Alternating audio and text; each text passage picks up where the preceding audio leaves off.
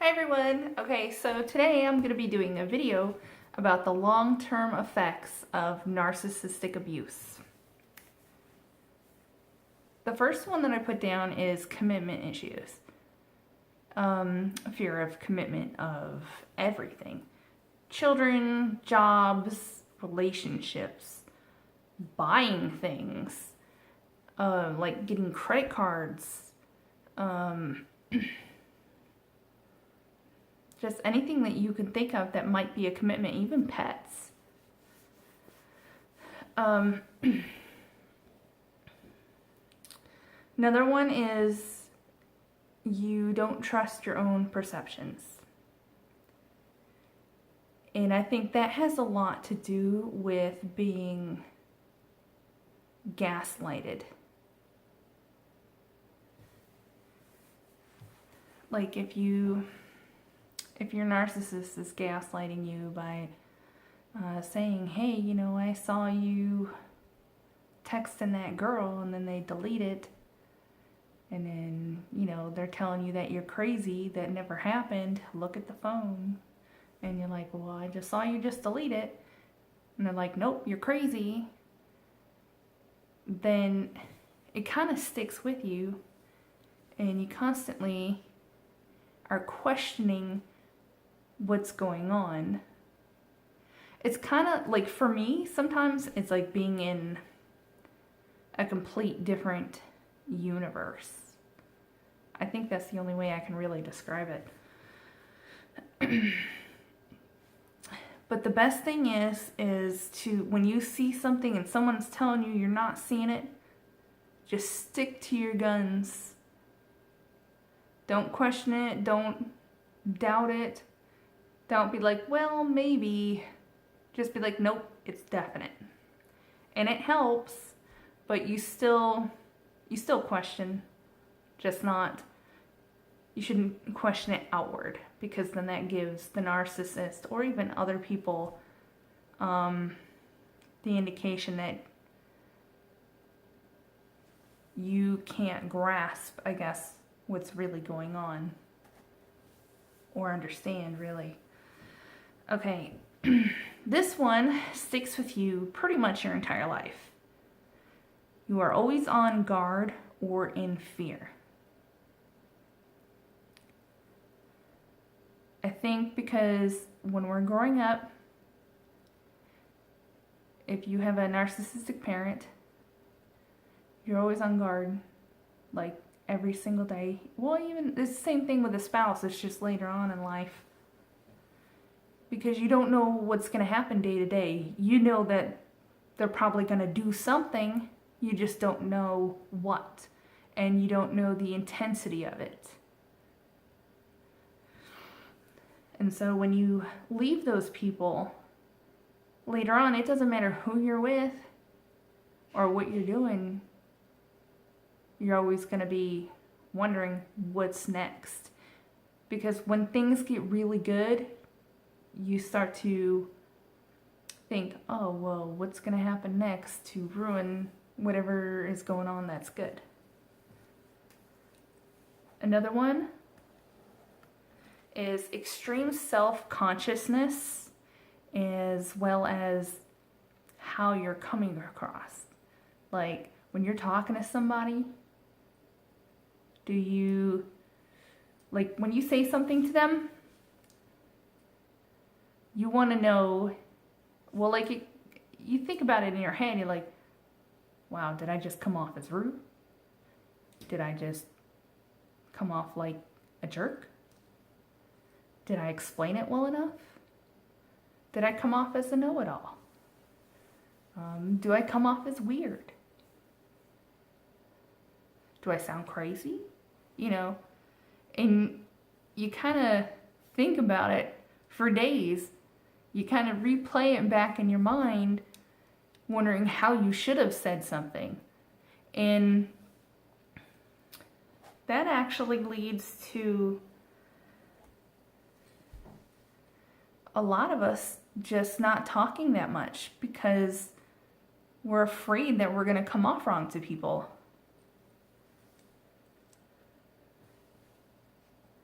And even when we aren't coming off wrong, when we are verbal, we think that when we're quiet, that the other people must think that we're stuck up because we won't talk to them, when really it has a lot to do with being really self-conscious or insecure. Another one is the inability to be spontaneous. This one isn't for everyone. It's a lot of people can be pretty spontaneous, but when you're with a narcissist, being spontaneous kind of scares us because we want to know what's going on because we think that there's some ulterior motive coming up ahead or something that's going to hurt us. So we want to know what we're doing and when we're doing it so that we can better plan, I guess, our emotions so we can maybe better predict what may happen. And this kind of goes hand in hand is fear of change and the unknown. Another one is always questioning relationships, not just significant others, but professional relationships, friendships, family, stuff like that. Anywhere there's a type of relationship, you're always questioning them because you feel like that person may be a narcissist. This is actually a pretty good one. Sensitivity to people trying to control you. It's a trigger. Even when you're in the workplace and your boss tells you to do something, you think there's going to be some kind of really bad punishment if you don't do what you're told. Now, basically in work, that's how it works. You don't do what you're told at work, you could end up fired or suspended or whatever. But with someone who has been with a narcissist, they think that the punishment's going to be worse, like being run down.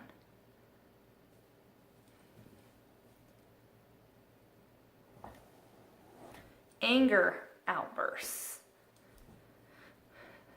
There could be a lot of buildup from a narcissist constantly belittling you and making you feel like a terrible person when you're not, or just bad mouthing you, doing whatever they can to hurt you. And you with a narcissist, a lot of people feel like they can't really defend themselves. So every once in a while, there might be an anger outburst. It could be at the narcissist, or it could be at someone that's innocent. And it happens. I've seen it happen. I've done it.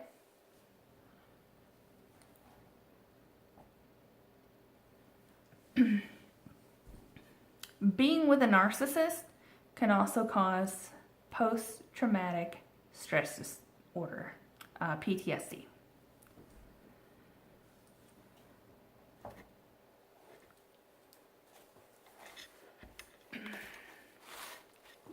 Okay, so you can also have low self-esteem, constantly worrying, but that's kind of going hand in hand with fear. Self-neglect, like you don't take care of yourselves. Doctors,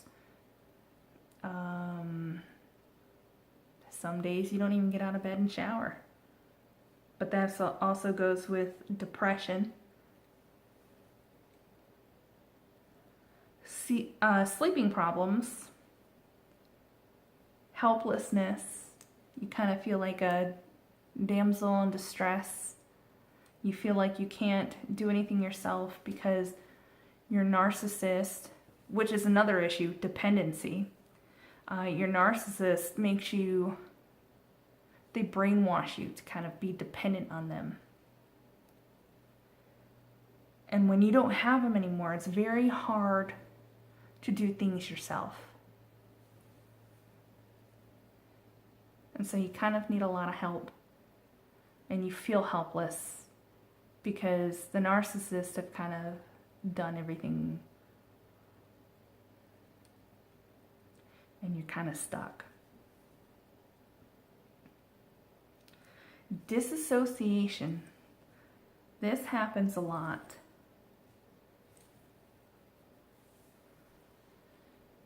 I think disassociation is more of like a defense mechanism. You just kind of go, I don't want to say limp, but even though you're conscious of what's going on, you kind of go into your own little fantasy world to kind of get yourself out from feeling whatever's going on that's troubling you with your narcissist and other situations as well. Nightmares. And a lot of people seem to have a hard time functioning as an adult. Like cleaning, working, paying bills, like remembering to pay bills, doing laundry, a lot of simple things.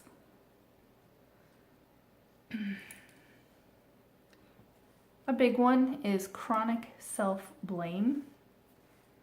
This is where we're always saying we're sorry. Like if we're going into a store and someone's coming out and you hold the door for them and they come out and they bump your shoulder because, you know, even though you're not in the way, but they go that way and bump your shoulder, so it's their fault. You say, oh, sorry, anyway.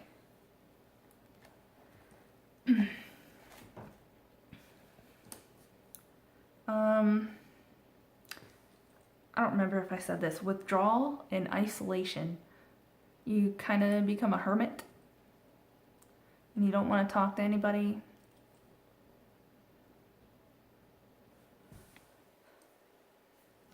Another one that a lot of people seem to have is drugs and drinking problems. It's basically to escape the reality and try to numb the pain from everything the narcissist has done. And that also leads into suicidal. A lot of things people don't understand, especially the narcissist. Maybe it's their goal. Maybe they do understand. But so much mental and emotional abuse can lead someone to want to kill themselves.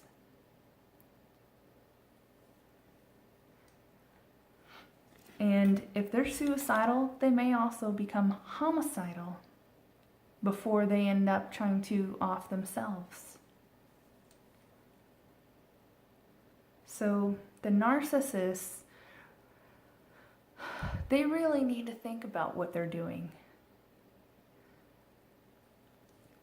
If you push your victim so far, whether you're the narcissist parent or the narcissist ex, eventually all this abuse is going to catch up. And your victim is likely to kill you because they think that's how they're going to get you to stop. And then they'll see that the pain doesn't stop, and then they could kill themselves. And I really hope this doesn't trigger anybody. If you're thinking about killing yourself, please don't. Call help. Call your friends. Call somebody. Go to the hospital. Call the suicide helpline.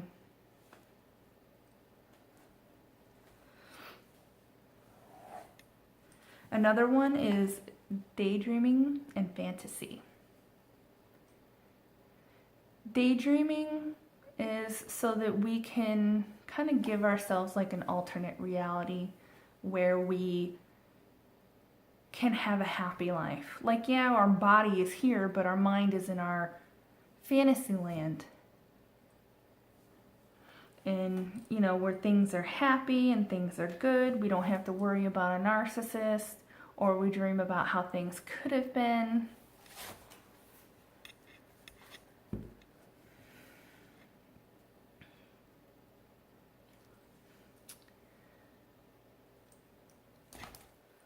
One good effect, well, it's not really good, but it's common, is failed relationships. When it comes to having a narcissistic parent, abuse is all you know. And you think that abuse is normal. And a lot of times you end up with a narcissist in a marriage.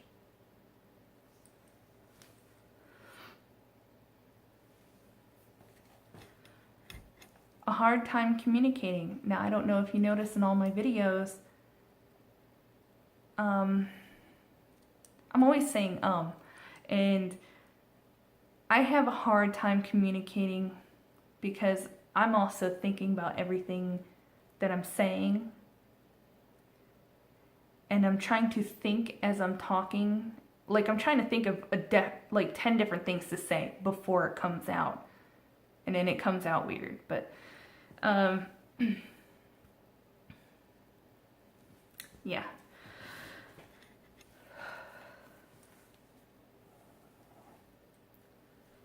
Now, there's not just like mental things, mental effects. There's also physical. You can actually be physically sick because of narcissistic abuse. You can have panic attacks, anxiety attacks, headaches, migraines, fatigue, other physical sicknesses like nausea. Your hair can fall out. You can have fibromyalgia is actually a good one, especially in females. It runs pretty rampant, and if fibromyalgia is in your family, you're more likely to have it. I don't know if I have it, but it's possible. Pretty much every single one of my aunts and uncles and my narcissistic mother has fibromyalgia. And also a bunch of my cousins have fibromyalgia. Let's see. Okay. Another thing is you can have one extreme or the other. It's either you have OCD or a house that looks like an episode of Hoarders. There's a lot of times, like, you can have the middle ground where you just have like a normal household, but a lot of people have usually extremes, one or the other. And one other thing is that you yourself can become a narcissist.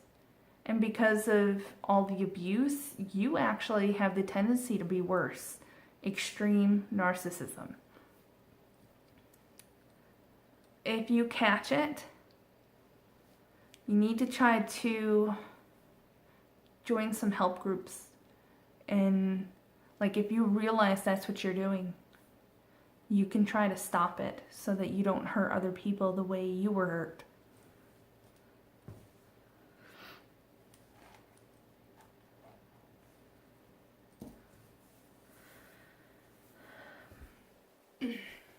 Another physical is your body.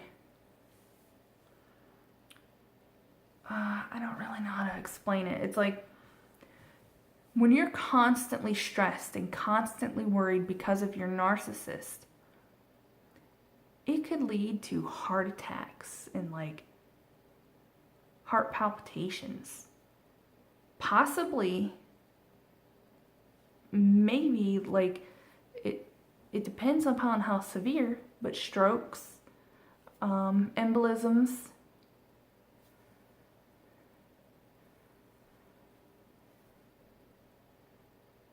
you're putting so much wear and tear on your body. Like you could be 30 years old, but because of all the stress and worrying, because you had a narcissist since you were born, you could have the body of like an 80-year-old inside. And things can shut down or stop working properly. Emotional abuse really does have its toll on you physically. So anyway, there's so many more symptoms, effects, but you won't have everything on this list. I mean, if you do, then it's really bad. But these are just some long-term effects that you could have due to narcissistic abuse. Anyway, so I hope you enjoyed this video. Go ahead and comment if you know of any other long-term effects. Go ahead and post it. If you have any questions, ask some questions. Okay? Well, I hope you guys have a good one and take care of yourselves.